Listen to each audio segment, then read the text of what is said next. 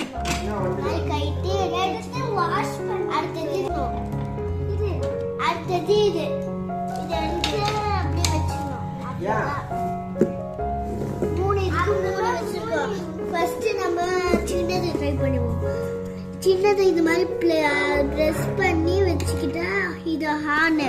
Next இதுதான் of.